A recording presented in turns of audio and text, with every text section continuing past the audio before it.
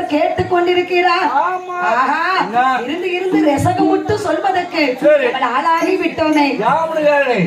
அவ யா அப்படி சொன்னா தெரியுமா? எப்படிங்க? அன்று ஒரு நாளையில இலங்கையில போய் சீதையை மீட்டு கொண்டு வரும்போது அங்க அக்னி பிரவேசம் செய்தாலாம். யாரு? சீதாதேவி. சரி, அது அங்கு உள்ள நாட்டு மக்களுக்கும் இந்த ஆஞ்சநேய பெருமாள் கூட போனாங்கல்ல வானர சேனை படைகள். சரி, அதுகளுக்கு மட்டும்தான் தெரியும். ஆமா, நாட்டில் உள்ள மக்களுக்கு அங்க தீ குளிச்சது தெரியாது. தீ குளிச்சது அதான். ஆமா, அதனாலதான் சொல்றா இந்த ரிசவமுத்து என்ன சொல்லிக்கிட்டு இருக்கான், அவர் வாழ்வார் நான் வாழ மாட்டேன் அப்படின்னு. அதே அக்கினி பிரவேசம் வந்து இங்க வந்து செஞ்சிருப்பான்னு வச்சுக்கோ, இந்த ராம சீதாவை பத்தி இந்த ரிசவமுத்து அப்படி பேச மாட்டாங்க, பேசிருக்க மாட்டாங்க. ஆமா ஆமா. ஹரிராமச்சந்திர மூர்த்தியானவரோ பார்த்தா இனிமே இருக்கக்கூடிய ரசகமுட்டுக்கு மனைவி வேண்டாம்னு சொல்றாரு. நம்மளுக்கு இனிமே சீதா தேவி நமக்கு தேவையில்லை.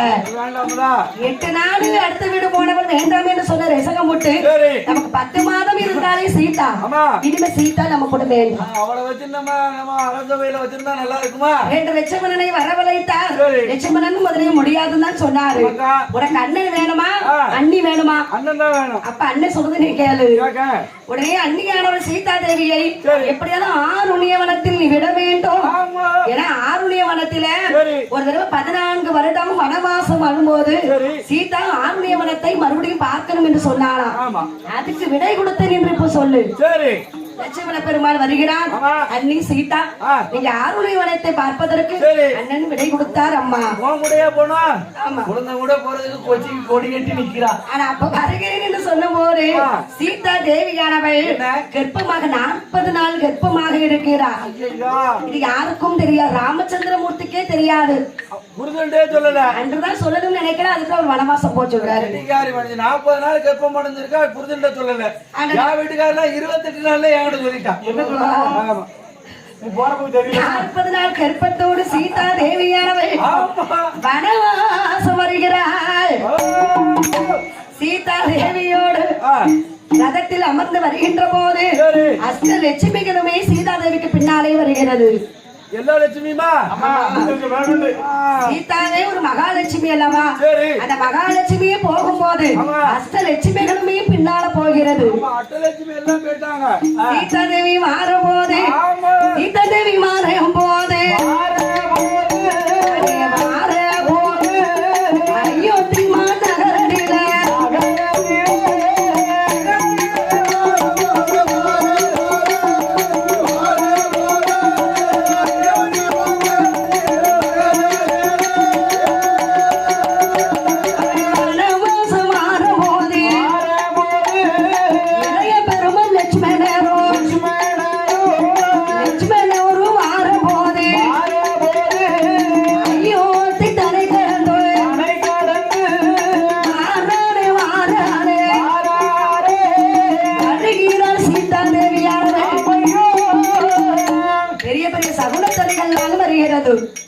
சகுனத்தனைகள் எல்லாம் கடந்து சீதா தேவியானவள் கடைசி ஆருணிய வனத்துக்கே வருகிறார். ஆருணிய வனத்திலே இருட்டு நேரம். அந்த நேரத்துல சீதா தேவியானவள் வருகிறார். சீதா தேவியானவளை ஆருணிய வனத்தில அம்மா சீதா ஒன்று சொல்லட்டுமா? அதாவது லட்சுமணனுக்கு வந்து சீதா தேவியானவள் தான் அண்ணி உண்டு. ஆனா அவர் அம்மான்னு தான் சொல்லுவாரு. அந்த காலத்துல எல்லாம் மைனிய உள்ள அம்மான்னு தான் போட்டிருக்காங்க. அண்ணி நான் ஒண்ணு சொல்லட்டுமா? அண்ணன் எதற்கு விட்டா தெரியுமா? அதாவது உங்க மேல அண்ணனுக்கு ஒரு சந்தேகம். உங்க மேல சந்தேகம் கிடையாது. ரசகமுட்டு மனைவியானவள் அடுத்த வீடு சென்றதுனால வேண்டாம சொன்னாராம். அதனால அண்ணன் உங்களை விட்டு வர சொன்னார். அடுத்த வீடு சொல்லுவோம் அண்ணனுக்கு என்னைய பத்தி தெரிய வேண்டாமா? நீங்க 10 மாதம் இளங்கையில ராமன ஈஸ்வரனுடைய இடத்திலே அசோகவனத்தில் இருந்தீர்களாம். அதனால அண்ணன் உங்களை வேண்டாம்னு சொல்லிட்டாரு. சீதா பத்திரிகை சுவாமியா சொன்னார், ராம சுவாமியா சொன்னாரு. அப்படியா? அவருக்கு ஒன்று சொல்லட்டுமா லட்சுமணா? ஒண்ணு சொல்லட்டுமா? அண்ணன்கிட்ட ஒண்ணு சொல்லு. என் வயிற்றுல இருக்கிறது அவருடைய குழந்தை. இந்த குழந்தைக்கும் எனக்கும் அடுத்த வருஷத்துல எள்ளும் தண்ணி இறைக்க சொல்லு. இனிமே நாங்க வர மாட்டேன். யா அப்படி சொல்றியா? அப்படிதான். அவர் எனக்கு வேண்டாம். வேண்டாமா? வேண்டாம். போய் எங்க அண்ணன் போய் நான் சொல்ல முடியுமா? அதான் கேட்ட மணி எத்தனை? 2 மணிக்கு எழுப்ப முடியுமா? 2:30 மணிக்கு மேல நான் போய் அப்படி இந்த வார்த்தையை சொல்ல முடியாதுல்ல. ஆமா சொன்னா விடுவாரா நீ? ஒரு 3 மணிக்குள்ள சொல்லிருக்கல. என்னத்த? மைனி உங்க கூட இருந்து வாழ மாட்டாவளாம்.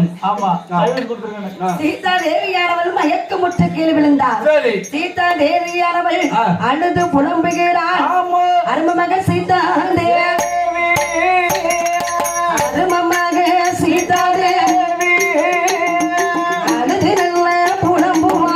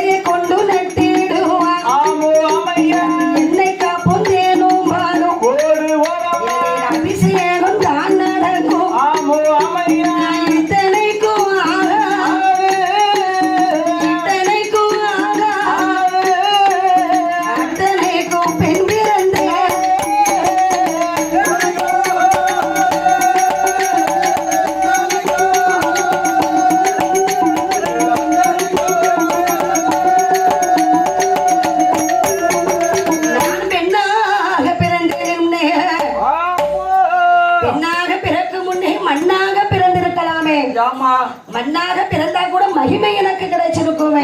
மண்ணா பிறந்தா என்ன மகிமை கிடைக்கும்? மண்ணா பிறந்தா கூட மண்ணில் இருக்கக்கூடிய மண்ணை எடுப்பார், மண் பாண்டமாக செய்வார் வேளார். சந்தையில கொண்டு போய் சதுர விலை என்று கூறிடுவார். அத்தனைக்கும் ஆகாமல் இத்தனைக்கும் நான் பெண் பிறந்தேன். பேர்பட்ட ஒரு பெண்ணா பிறந்திருக்கேன். கல்லாக பிறந்தத கூட உலகத்துல மகிமை கிடைச்சிருக்கும். சரி, கல்லாக பிறந்திருந்தால் கல்லெடுக்கும் கம்மாளர் கல்லை எடுப்பார், கல் சிலையாக என்னை செதுக்கிடுவார். காளியம்மன் கோயில போய் கல் சிலையை வார்த்திடுவார். சிலையா நிப்பாட்டி இருப்பாங்க. ஆமா, அப்பதான் எனக்கு தேனும் பாலும் அபிஷேகங்கள் நடக்கும். உங்களுக்கு எனக்கு இல்ல, அந்த கல் சிலைக்கு. ஓ அப்படி. ஆமா, அதுக்கும் கூட ஒரு விதி இல்லாம ஆண்டவன் என்னை பெண்ணா படைத்து சரி இப்பேற்பட்ட ஒரு சித்திர வேலையெல்லாம் அடைய சொல்லிட்டானே. எல்லோரும் தலையெழுத்து ஈரெழுத்து ஓரெழுத்து என்பார்கள். எனக்கு தலையெழுத்து 5 எழுத்து 6 எழுத்தா இருக்கு. எனக்கு சீதா தேவி தலையெழுத்து 16 எழுத்தாச்சோ.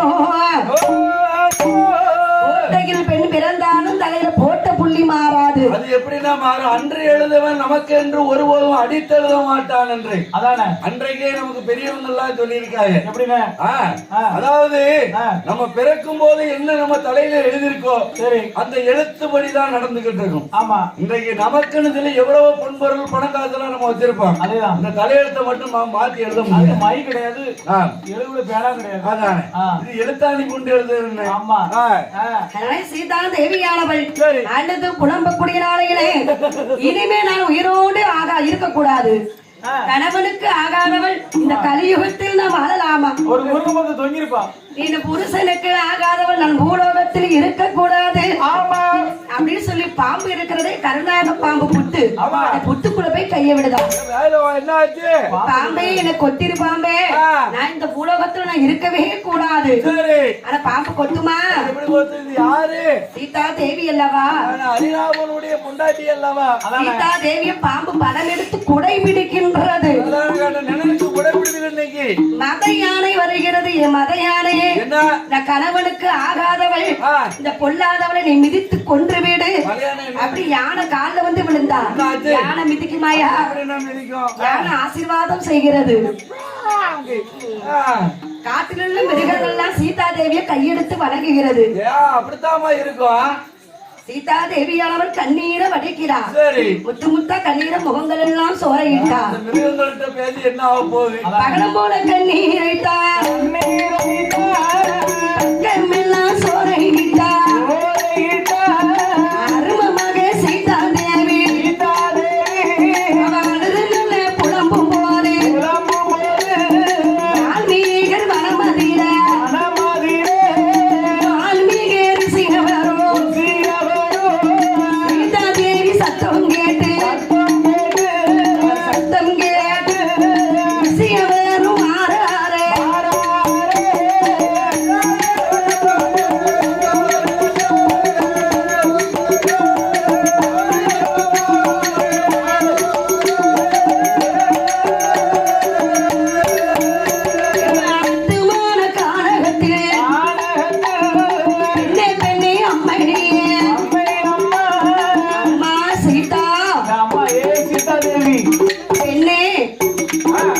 பார்ப்பதற்கு அழகான சிறு குழந்தையாக இருக்கிற ஏனம்மா இந்த அத்துமான கானகத்திலே கடுவாய் புலி சிங்கம் காட்டு யானை வாழக்கூடிய மனத்திலே நீ அழுது புலம்புதியம்மா? யாரம்மா நீ? நான் யாருன்னு உங்களுக்கு தெரியலையா? யார்மா நீ? உங்களுடைய யானை கண்ணால பாருங்க ஐயா. எம்மா ஊரு என்ன பேரு என்ன தெரியாம சொல்லிடம்மா. நாடு என்ன நகரம் என்ன நகர்ந்து வந்த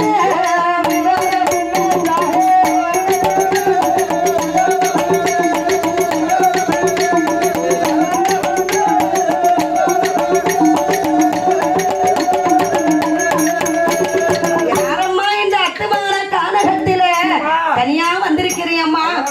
பார்க்கும்போது எனக்கு பாவமாக இருக்குதம்மா. அவ்வளவு கொடுமையா இருக்கு. கண்ணீரே வடிக்கிறியம்மா? யாருன்னு கேட்டாரு. ஐயா ஐயா உங்களை பார்க்கும்போது பெரிய ரிஷி மாதிரி தெரிகிறது. நான் பெரிய முனிவர் தான். அப்படியா? நான் யாரு தெரியுமா? நாட்டை யாரை ஆண்டு வருகிறாரு. இந்த நாட்டை அயோத்திமா நகரத்தை யார் ஆண்டு வருகிறார்? ஹரிராம பூபதி ஆண்டு வருகிறார். சுவாமி பேரை நான் சொல்ல மாட்டேன். யாரு? சுவாமி புருஷன் பேரை சொல்ல மாட்டேன். சொல்ல மாட்டேன். புருஷன் பேரை சொல்லலன்னா புழுத்து சாவாங்க. அந்த சுவாமியுடைய மனைவிதான் நான். நீதானா? அதேதான். பாக்கலே தெரியுதுமா. என் சுவாமி என்னை வேண்டாம் என்று சொல்லிவிட்டார் ஐயா. எதுக்கு? எதுக்கு? அது பெரிய காரணமே இருக்கிறது. என்ன காரணத்தை கொண்டு வேண்டாம் சொன்னாரு எனக்கு தெரியாது. இனிமே நான் உயிரோடு இருக்க மாட்டேன். அப்படிலாம் சொல்லாத. என்ன? நீ வந்த பிறகுதான் என்னுடைய வனமே பூத்து குலுங்கிட்டு இருக்கு. சரி, அதனால என்னுடைய ஆசிரமத்துக்கு வான்னு சொல்லி வால்மீகி அழைத்து சென்றான். சீதா தேவி, நான் வந்து உனக்கு அப்பா மாதிரி, நீ வந்து எனக்கு மகன் மாதிரி. வா, என்னுடைய ஆசிரமத்துக்கு வாமா. ஆசிரமத்துல நிறைய பெண்கள் இருக்கிறார்கள். பெண்களோடு பெண்களா நீ இருந்து கொள்ளம்மா என்று சீதா தேவியை அழைத்து வந்து அந்த ஆருணிய வனத்திலே வால்மீகரோ வனத்திலே ஆசிரமத்திலே அமர வைத்தார். சீதா தேவியானவள் 40 நாள் கர்ப்பத்தோடு அவளுக்கு 1 மாதம் 2 மாதம் என்று சீதா வந்தாலும் அன்றையில இருந்து பூக்காத மரங்கள் எல்லாம் பூத்து பூத்து குலுங்குதையா. பட்ட மரங்கள் எல்லாம் பால் மரங்கள் ஆகுதையா ஆமா எதுக்கு சீதா தேவி வந்த நேரம் தானே கேட்டேன். ஒரு பொண்ணு வந்தா தெரியும் ஒரு பொண்ணை கல்யாணம் முடிச்சு கொடுத்தா தெரியும் பாருங்க கல்யாணம் முடிச்சு கொடுத்த பிறகுதான் தெரியும் அந்த புரிதம் படுத்த வேதனை என்னன்னு. சில பெண்கள் வீட்டுக்கு வந்தா இருக்கத கூட பொன் சட்டியை கூட மண் சட்டி ஆக்கிடுவாங்க ஆமா சண்டாளி. சில பெண்கள் மண் சட்டி எடுத்தா கூட பொன் சட்டியா மாத்துவா ஆமா ஐயா. சீதா தேவியானவள் ஆமா அந்த நேரத்தில மூன்றாவது மாசையிலே மூன்றாவது மாசையில முட்டா வேர்த்திடுமா முட்டா வேர்த்திடுமா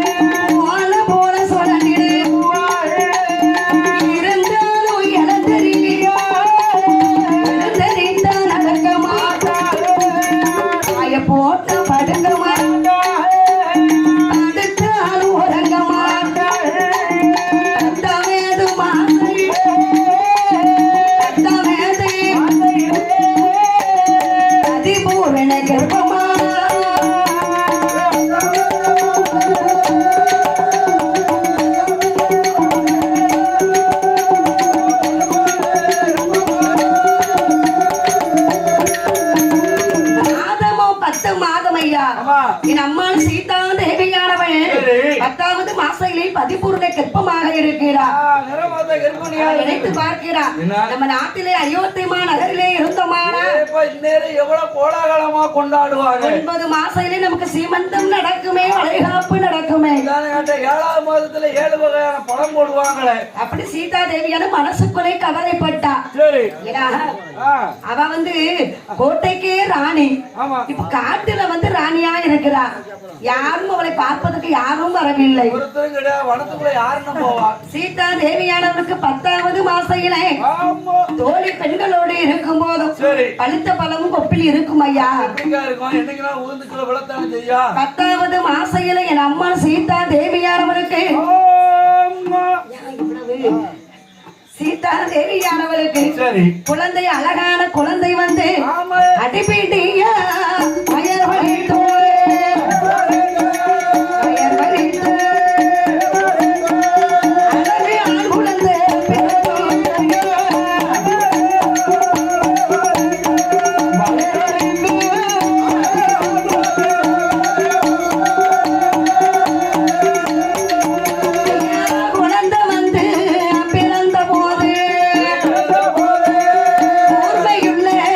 மருத்துவமோ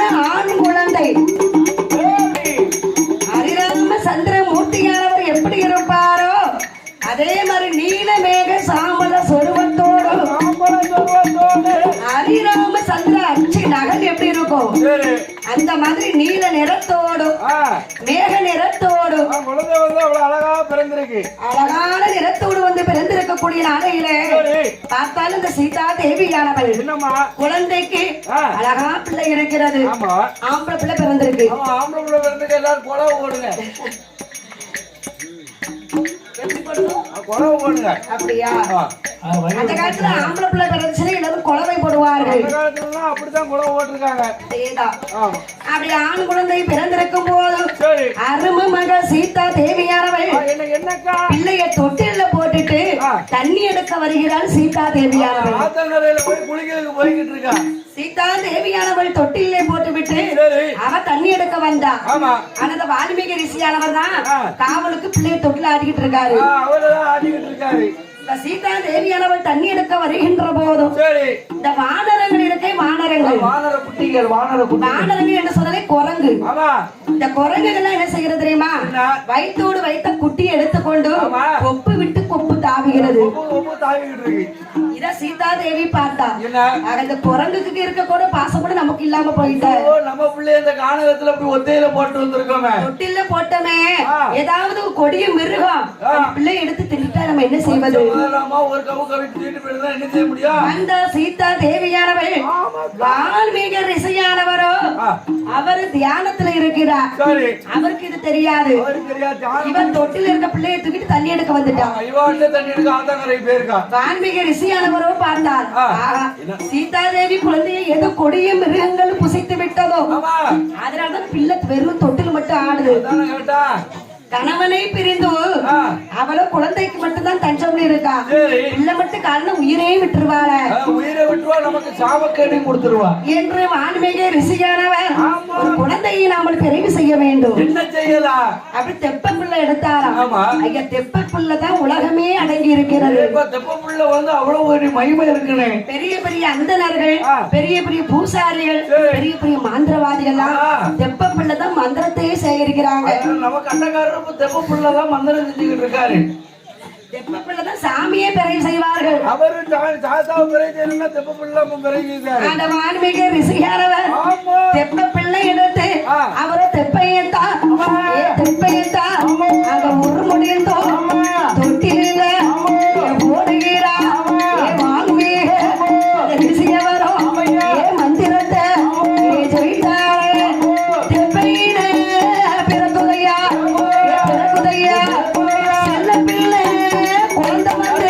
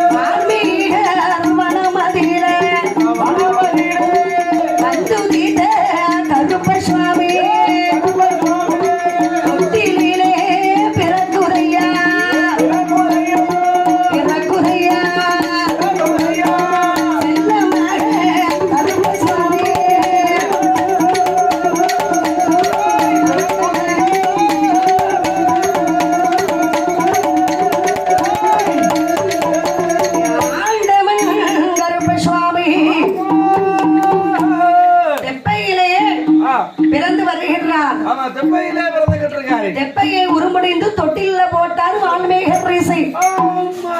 அந்த குழந்தை எப்படி முதல் குழந்தை எப்படி இருந்துச்சோ சரி. நீல மேக சாம்பல நிறத்தோடு ஆமா. மேக நிறத்தோடு பொன்னி நிறத்தோடு சரி. கரு நிறத்தோடு ஆ. அப்படியே அந்த அரிராமன் போலவே பிறந்தது. அந்த குழந்தையும் பிறந்துகிட்டு இருக்கு. தொட்டிலே இந்த குழந்தை அப்படியே இருக்கு. ஆமாய்யா. சீதா தேவியானவளோ அம்மோ. தண்ணி எடுத்துட்டு வருகிறார். சரி. இடுப்புல ஒரு குழந்தையோடு வருகிறார். ஆ. இடுப்புல ஒரு குழந்தை, சரி. தொட்டில ஒரு குழந்தை. குழந்தை அப்பா என்ன? இத பாருங்க, இடுப்புல என் குழந்தை இருக்கு, சரி. தொட்டில இருக்குதப்பா, இது யார் குழந்தை? தெரியலையே தங்கம். தெரியல தவிர சின்ன சேர்த்துனாலு எனக்கு ஒரு அப்பாவா இல்லம்மா, நானே இந்த பிள்ளைய பிறகு சேர்த்துட்டு ரொம்ப டென்ஷன்ல இருக்கியா? ஆமா, ஒரு மாதிரி கை காலெல்லாம் குளதா அடிக்கிட்டு இருக்கு. ஊசி போட்டாச்சு. அம்மா, என் அருமை மகனே சீதா, என்ன? இதுவும் உன்னுடைய குழந்தை தானம்மா. எப்படி? அதாவது இந்த குழந்தைக்கு துணையாக இந்த குழந்தை இருக்கட்டுமே. நல்லா இருக்கா? அதே உன் மகனுக்கு ஒரு மகனுக்கு துணையாக ஆமா. இன்னொரு மகனும் இருக்கட்டும். இருக்கட்டும், அவன் ஒத்தையில தானே இருக்க, இவன் கூட போனது தப்பு இல்லல்ல. அதானே. முதல் குழந்தை பேரு குசேலராஜன், சரி. இரண்டாவது பிறந்த குழந்தைக்கு லவகுமாரன் என்று பெயர் வைத்தார்கள். அவ்வளவுதான் குஷினவன். ஒரு பிள்ளைய நம்ம கூப்பிட்டோம்னா ரெண்டு பிள்ளை என்னன்னு கேட்கணும். ஒரு பிள்ளை பேர சொன்னா ரெண்டு பிள்ளை வரணும் பாத்துக்க. அதேதான். குசலமா லவ குசலம். குஷினவா நவ குஷினவா. ஒரு குழந்தைன்னு சொன்னா அம்மானு ரெண்டு பிள்ளையும் வரணும். சரி. அதான் ஏ குசலமா லவகுசா. வாயாம அந்த பேர சொல்லாம யா வாய்க்குள்ள வர மாட்டேங்குமா? நீ வாட்ட சொல்ல, ரெண்டாவது எனக்கு சொல்ல தெரிய மாட்டேங்குது. சரி. வால்மீகர் வனமதிலே வந்து உதித்த என ஆண்டவன் லவகுசேலை.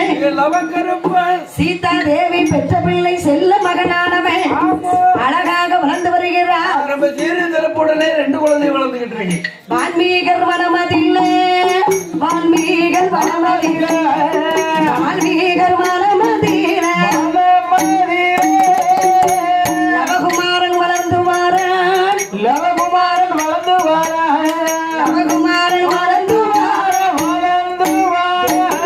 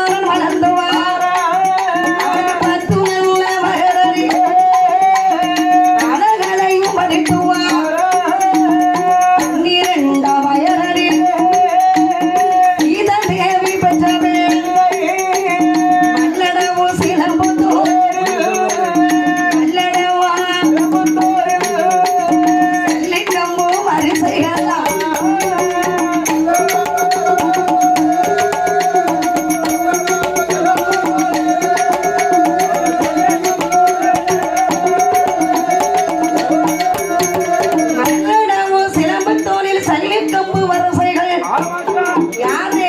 யாரு? ஹரிராமன் பெற்ற பிள்ளை அந்த லவகுமாரா லவகுஷவனம் வால்மீகர் வனத்திலே வந்துதித்த கருப்ப சுவாமி.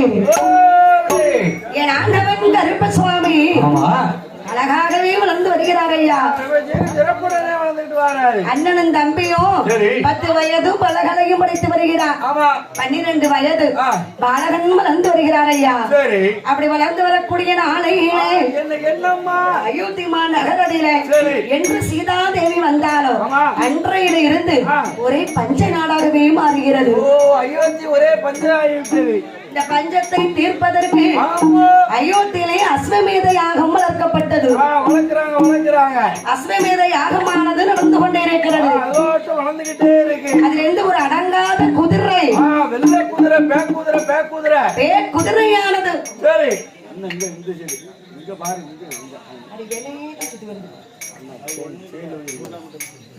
அவனை மட்டும் சுத்துற பூரா மட்டும் சுத்துற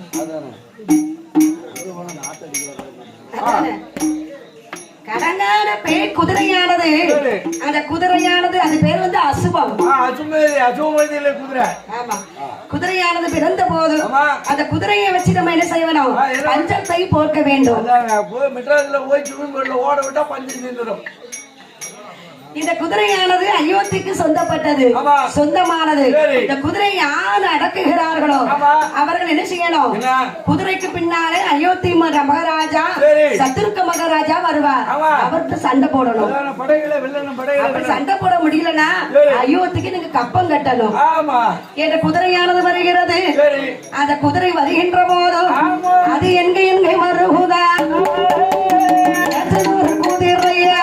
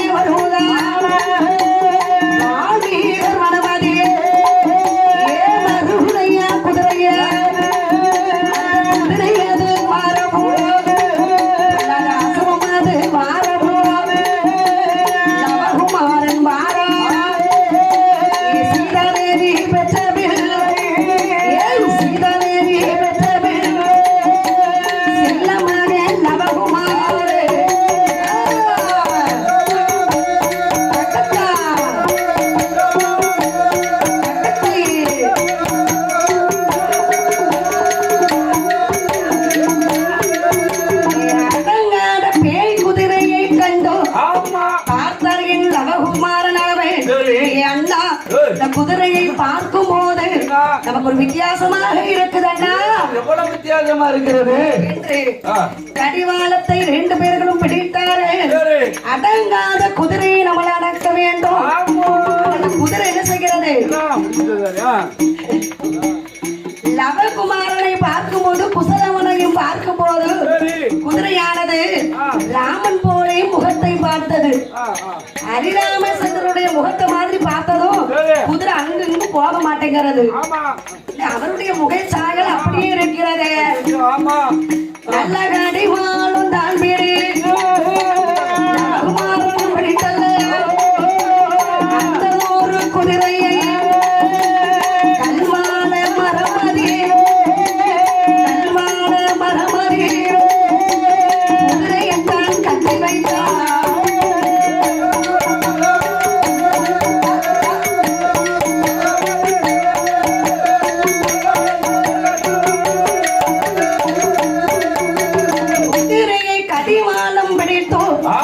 கல்வாழ மரத்திலே கட்டி போட்டார்கள். குதிரை 2 காலும் கட்டி போட்டு அது பாட்டை இருக்கிறது. எதுக்கு? ராமன் போரே முகத்தை கண்டதும் தான் அந்த குதிரையை பணிந்தது.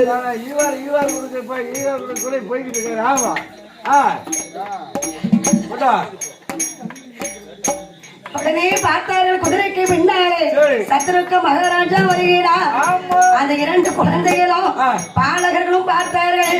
நல்ல சத்துருக்கள் மாறப்போ 2 நல்ல மகிந்தர்கள்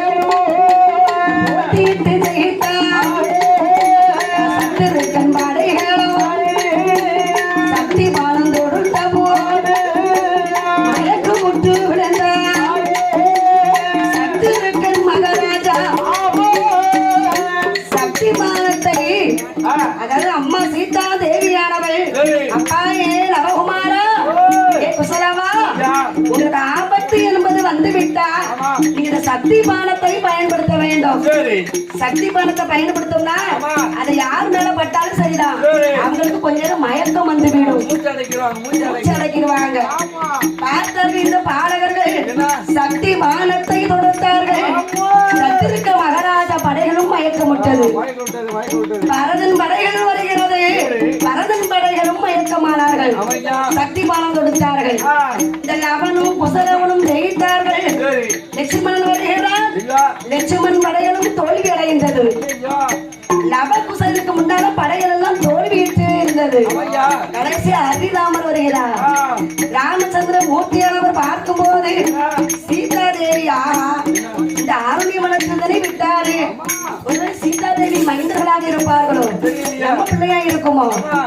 நம்ம பிள்ளையா இருந்தாலும் ஒரு பிள்ளை தானே இருக்கணும், ரெண்டு பையன் இருக்காங்க என்று இருக்கும்போது பார்த்தா என் தம்பி பாலகர்களே பார்க்கறதுக்கு நீங்க சின்ன பையங்களா இருக்கீங்க, மறுவாதே குதிரையை அவுத்து விடுங்க, என்கிட்ட நீங்க போட்டி போடாதீங்க.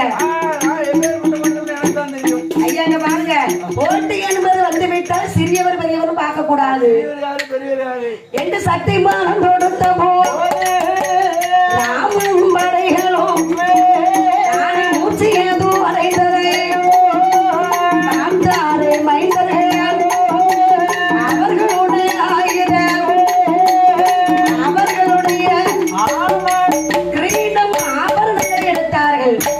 கிரீடம் ஆபரணங்கள் அத்தனையும் எடுத்து இந்த அனுமந்தர் இருக்கிறாரு, அனுமந்தர் அங்கதன், இவங்களுக்கு வந்து சிரஞ்சீவி வரங்கள் பெற்றவர் யாரு? ஆஞ்சநேயர். அனுமந்தர் அவருக்கு மட்டும் மயக்கமே வரவில்லை. அத்தனை இருக்கக்கூடிய கிரீடங்களையும் எடுத்து ராமருடைய கிரீடம், லட்சுமணனுடைய கிரீடம், சத்துருக்கன், பரதன் அதனுடைய கிரீடம் ஆபரணங்களை எடுத்து பொட்டலமாக கட்டி அனுமந்தர் தலையில தூக்கி வச்சாச்சு.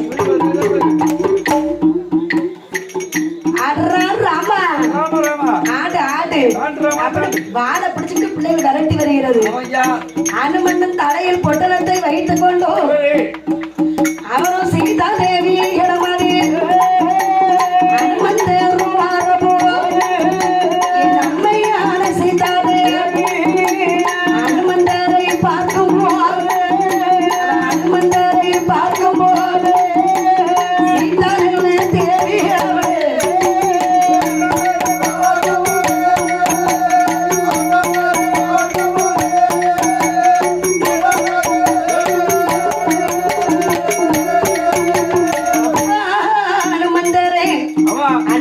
பார்க்கும்போது சீதா தேவிக்கு கண்ணீர் வருகிறது. மகனே அனுமந்தா, தலையில என்னப்பா பொட்டலாம்? சாமியோட மணிமகன் தான் இருக்கு. ஊர்ல எல்லோரும் என் சுவாமிகள் எல்லோரும் நலமா? நல்லமா இருக்காங்க. அம்மா சீதா தேவி எல்லோருடைய நலமோ இந்த பொட்டலத்தில் இருக்குதம்மா. தெரியும் பொட்டலத்துல எடுத்து வந்த காலம் பொட்டலம் தான், எங்க போனாலும் ஒரே பொட்டலம் தான். இப்ப எல்லாரும் நம்ம பேக் வச்சிருக்கோம். ஆனா அந்த காலத்துல எங்க போனாலும் ஒரு பொட்டலத்தை கட்டுவாங்க, தலையில தூக்கி வைப்பாங்க, போய்கிட்டே இருப்பாங்க. ஆமாக்கா அம்மா சொல்லு. சரி பாப்பா பாப்பா அம்மா சொல்ல. பட்டணத்தில் இருக்கும் போது பட்டணத்தை பார்த்தா சீதா தேவியானவள், ஏ அப்பா லவகுமாரா என்ன காரியத்தை செய்து விட்டாயடா? எல்லாம் உங்க அப்பா உங்க சித்தப்பா 3 பேரும் உங்க சித்தப்பாமார்கள், அத்தனை பேர்களுக்கு நான் உடனே இப்ப மூர்ச்சி கொடுக்க வேண்டும் அப்பா. என் சீதா தேவியானவள் கழுத்துல ஒரு சூடாமணி மாலை போட்டிருப்பா சீதா. சூடாமணி மாலைன்னா அது வந்து உயிர் கொடுக்கக்கூடிய மாலை. சூடாமணி மாலை எடுத்தா சீதா தேவியான அத்தனை பேருடைய முகத்திலே வைத்தா. அத்தனை பேர்களுக்கு மூச்சு வந்தது. அது ராமரோட அம்மா சீதா. அம்மா அரும மகளே மனைவி அம்மா ஏ சீதா சொல்லட்டுமா? வரும்போது 40 நாள் கர்ப்பத்தோடு வந்தார். ஒரு குழந்தை இருக்கணும், 2 குழந்தை இருக்க, 2 குழந்தையோடு நீ போனோம்னா மறுபடியும் மக்கள் எல்லாம் கேள்வி கேட்பார்கள். அதெல்லாம் எனக்கு தெரியாது, மக்கள் நம்ப மாட்டார்கள். மக்களும் வேணும், எனக்கு நீயும் வேணும் அம்மா. நீ அக்கினிக்குள் இறங்க வேண்டும் அம்மா. என்ற அருமை மகள் சீதா தேவியானவள் அக்கினியில இறங்குகிறார். 2 பிள்ளைகளையும் கைப்பிடித்தார். ஒரு பக்கம் லவன், இன்னொரு பக்கம் குசேலன். 2 பேர்களையும் கைப்பிடித்தோம். அக்கினியில் இறங்கும் போது தெப்பையில பிறந்த பிள்ளை அந்த குழந்தையான கருகுருகி போகுதையா. சீதா தேவியானவள் ஆண்டவா சுவாமி என் இளைய மகன் எனக்கு வேணும் என்று சொன்ன போது எரிந்து போன சாம்பலை ஊட்டி திரட்டுகிறார். தீர்த்தத்தை திரைத்து பிரம்பால் தட்டும் போது ஆரவார சுருவம் கொண்டு என் ஆண்டவன் கருப்ப சுவாமி எப்படி பிறந்து வருகிறாரா. வேள்வியில தான் இருந்தோம் அருகில நிலத்தோடு ஆரவார சுருவம் கொண்டு எந்த கண்ணு முடியலவோ கண்ணு கேட்ட கொண்ட கட்டும் ஆண்டவன் கருப்ப சுவாமி ஆகாலி போடுவார ராமரோட இளமதியில பேரு என்ன ஊரு என்ன பிறவி செய்த விவரம் என்ன ஒரு குழந்தையது அந்த குழந்தையது கேட்ட போது என் மகனே பாலகனே எந்த நூல வார்த்தைகேனும் கருகுருகி பிறந்த கால கருப்ப சுவாமி உன் பேரு கருகுருகி பிறந்த கால கருப்ப சுவாமி என்றும் முன்பிறவி மனிதர்களா பின்பிறவி தெய்வங்களா முன்பிறவி லவகுமார பின்பிறவி கருப்ப சுவாமி கருப்ப சுவாமி என்று ஆதாடி போடுவார ஆண்டவன் கருப்ப சுவாமி கருப்ப கருப்ப சுவாமி ஐயா வேலையான வேலையா விளையாடும் சமயம் ஐயா கச்ச வேலை கச்ச கட்டி கருங்கச்ச சுங்கில் வைத்தோம் ஆண்டவன் கருப்ப சுவாமி ஹரிராமன் பெற்ற பிள்ளை ஆண்டவன் கருப்ப சுவாமி நீ சொன்ன வாக்கு தப்பாது முங்கோட்ட காவல்காரன் இவன் முங்கோவ காரணவன் அச்சம் கோயில் அரசனுக்கு அருகால இருப்பவரே சந்தேன பட்டுக்காரே அந்த சபரிமலை காவல்காரே ஆண்டவன் கருப்ப சுவாமி ஆடி போடுவாரா ஆண்டவன் கருப்ப சுவாமி நீ அக்கினியில் பிறந்த பிள்ளை அருணாவின் மகனா ஆண்டவன் கருப்ப சுவாமி சந்தன கற்பனோ சங்கீவி கற்பனோ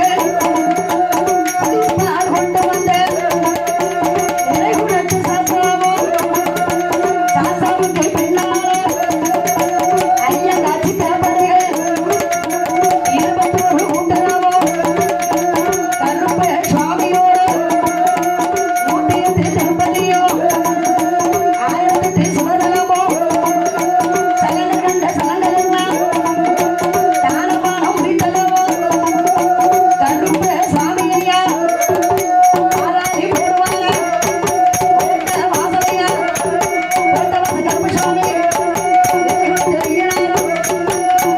பேசியம்மா ஆதாரி போடுவாங்க காசி நகரையில காசி நகரையும் காசி அம்பிகையில அடிப்படை சர்வசிங்கம் காசி நகரமைக்கும் ஆறாறு ஆறாறு பகவதன் தென்மதுரை பகவதன் தென்மதுரை பூமதுரை என்ற சொன்னோம் பகவான் சொக்கரையும் மீனாட்சி அம்பிகையில அடிப்படை சர்வசிங்கம் மதுரை நகரமைக்கும் இறைகுலத்து சாஸ்தாவும் ஆறாறு ஆறாறு எங்க வருவாரா பரசுவாமியோடு பேச்சி அம்மாவோடு காக்காச்சி அம்மாவோடு ஆறாறு ஆறாறு சங்கரன் மயில சங்கரன் ஐநாரும் கோமதி ஆவல சர்வசங்க வருவாங்க சங்கர கோயில் ரோட்டுமேரி வருவார வருவார இறைகுலத்து சாஸ்தாவும் நாட்டிலேயே நல்ல நாடு யாவர்கள் புகழும் நாடு நாட்டிலேயே நல்ல நாடு யாவர்கள் புகழும் நாடு இந்த குருக்கள் பட்டேல வட்டவட்டு சிறு பொட்டலில குளத்தங்கரை ஓரத்தில நிறை குலத்து சாசா என்று சொல்லி நிலையத்தை வாங்கி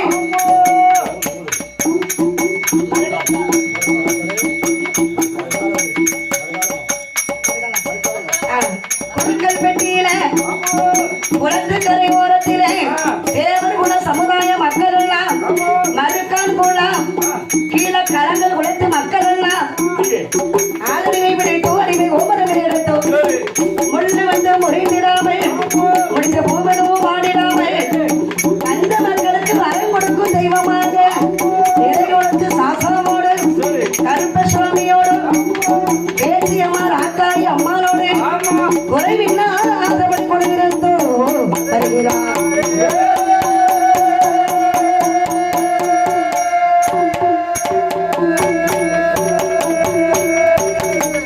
ஆலே லங்குமி ஆலேலோ நல்ல ஆலே லங்குமி ஆலேலோ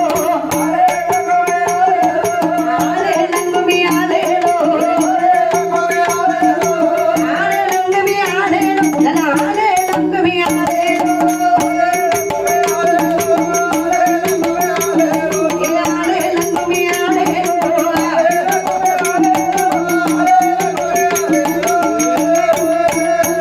அதே வட்டமட்டு சிறு பொட்டலில ரெண்டு வாலிப பெண்களும் கும்பி பாட வாலிப பெண்களும் கும்பி பாட தட்டு மறுக்கிற நிலைகள் சாத்தான கருப்பசுவாமிய பேச்சியும் ஆட்டி மனம் போட்டி நல்ல தேட்டி கும்மி அடி போவே ஆடேல கும்மி ஆடேலோ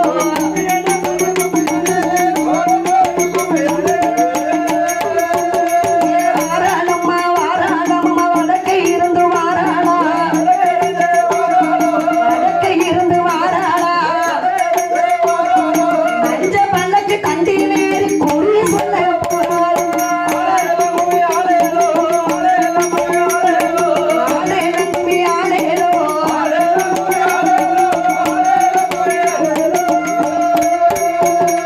எந்த தெருவில வருவானோ இந்த ஏழைய கண் கொண்டு பார்ப்பானோ எங்களை கண் கொண்டு பார்ப்பானோ இந்த நிலவுக்கு சந்தன போட்டுக்கோ இப்ப வருவான பேச்சியம்மா நானே நந்தன்னானே